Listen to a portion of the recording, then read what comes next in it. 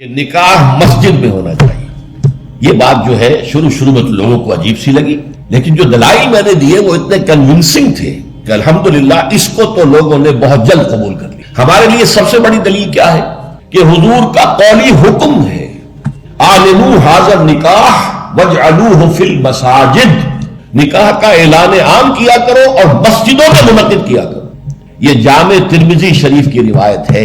اگرچہ ٹھیک ہے، علماء کا کہنا یہ ہے کہ یہاں جو وجعلوہ جو فعل امر ہے یہ وجوب کے لیے نہیں ہے، استحباب کے لیے ہے، لازم نہیں ہے. امر دونوں طرح کا ہوتا ہے، مستحب ہے، بہتر ہے. تو سوال یہ کہ بہتر کو کیوں چھوڑیں؟ جس کو محمد رسول اللہ نے بہتر قرار دیا ہو اسے کیوں چھوڑیں؟ کس دلیل سے چھوڑیں؟ ہمیں لازماً اختیار کرنا چاہیے. پھر میں نے عرض کیا حضور کی بیٹیوں کے نکاح مسجد میں ہوئے تو ہمارے ہاں کون ہے وہ چودھری اور وہ سرمایہ دار تو جو سمجھے کہ میری بیٹی کی تو توہین ہو جائے گی اس کا نکاح مسجد میں ہو؟ اس طرح باتیں سمجھانے کے لیے ہوتی. حضور کی محبت ہر مسلمان کے دل میں ہے، لیکن کسی نے ادھر توجہ دلائی ہی نہیں تو لوگ کیا کریں؟ اس میں علماء کی فیلیور ہے سب سے بڑی. اور اس کی وجہ کیا ہے؟ وجہ یہ ہے کہ ہمارے مولوی عام طور پر کمی کاری ہوتے ہیں، ملازم ہوتے ہیں. دیہات میں تو ان کی حیثیت کمی کاروں سے زیادہ ہوتی ہی نہیں. وہ چودھریوں سے کیسے کہیں؟ عام شہروں میں بھی مساجد کی جو مینیجنگ کمیٹیز ہوتی ہیں وہ تو سرمایہ داروں پر، لوگوں پر، اونچے لوگوں پر مستوید ہوتی ہیں، ان سے کیسے کہیں؟ لہٰذا یہ حدیث جو ہے بیان نہیں کی گئی، حدیث موجود ہے ترمذی شریف اعلنوا ھذا النکاح واجعلوہ فی المساجد. میں نے اس حدیث کا حوالہ دیا تو لوگوں کی آنکھیں کھل گئی. جب کہا دیکھو اگر فاطمہ الزہرا رضی اللہ تعالی عنہا کا نکاح مسجد میں ہو سکتا ہے تو کس کی بیٹی زیادہ عزت والی ہے حضرت فاطمہ الزہرا رضی اللہ تعالی. تیسری بات میں نے اور دی دلیل، اور اس میں غیرت کو ابھارا کہ دیکھو عیسائیوں نے اب تک اپنے چرچ اور اپنے پادری کی یہ عزت برقرار رکھی ہے. ان کی شادی چرچ میں ہوگی، کہیں نہیں ہوگی. پرنسس ہو، پرنس ہو، وہی جائے گا. اور اس میں مجھے واقعہ یاد آتا ہے جب شادی ہونے والی تھی پرنس اینڈریو کی، اس کی بیوی کا سارا فرگوسن جو نام تھا، اور وہ ذرا نٹکھٹ قسم کی لڑکی، کیا عورت تھی پوری. تو اس نے یہ کہا تھا، اس کا بیان آیا تھا I will not say I am not a timid type of woman. I won't say I will obey him. اس سے مجھے معلوم ہوا کہ ان کے نکاح کے اندر یہ قول بھی ہوتا ہے کہ پادری کے سامنے چرچ میں کھڑے ہو کر، چونکہ ان کے ہاں پردہ نہیں ہے، لڑکا اور لڑکی دونوں آمنے سامنے کھڑے ہو کر ایجاب و قبول کرتے ہیں، اور لڑکی یہ بھی کہتی ہے کہ میں اس کی تابع داری کروں گی. اس نے کہا میں نہیں کہوں گی، یہ کہنا تو پڑا.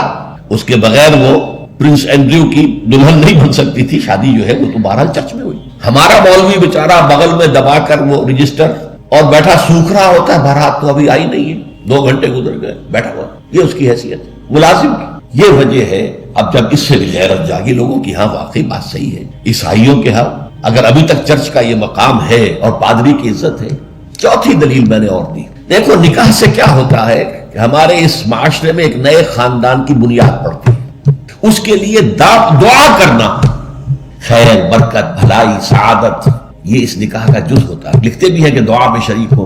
اب ظاہر بات ہے کہ دعا کا ماحول آپ نے باہر جو ہے بڑے قالین بچھا لیے قیمتی، اور ان کو قیمتی صوفے رکھ لیے اور بڑے سنہری قسم کے شامیانے لگا لیے، لیکن وہاں پر ماحول کیا ہوتا ہے؟ سگریٹیں پی رہے ہیں، دھواں سگریٹوں کا، قہقہے لگ رہے ہیں، غیبتیں ہو رہی ہیں، اور یہ کہ کوئی بھانڈ آ گئے ہیں، فحش گوئی کر رہے ہیں.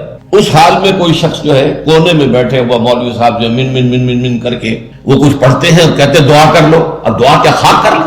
دعا کے لیے ماحول ہوتا ہے، دل کی آمادگی ہوتی ہے، ذہنی اور نفسیاتی تیاری ہوتی ہے، تب دعا ہوتی ہے.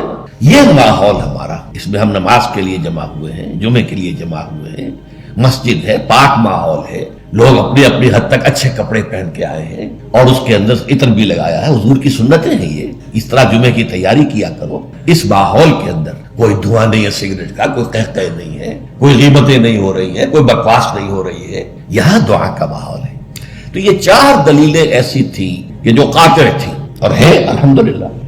تو پہلی بات، مسجد کے اندر نکاح کی محفل منعقد کی جائے، اس کے لیے میں سمجھتا ہوں کہ ذرا سی تعلیم اور تلقین اگر ہو جائے، اور اگر حکومت کی سطح پر یہ کام ہو. ابھی تک تو یہ میں انفرادی طور پر ہو چکے ہیں، اب اس کو 30 برس میں نے جدوجہد کی ہے، ہماری تحریک کے تحت ہوئی ہے. اگر کہیں یہ سرکاری سطح پر، حکومت کی سطح پر ہو جائے تو یقیناً یہ ہے، میں کہتا رہا ہوں کہ بھئی برادریوں کے سطح پر فیصلہ کرو چلو، لیکن سرکاری سطح پر ہو جائے تو کیا کہیں.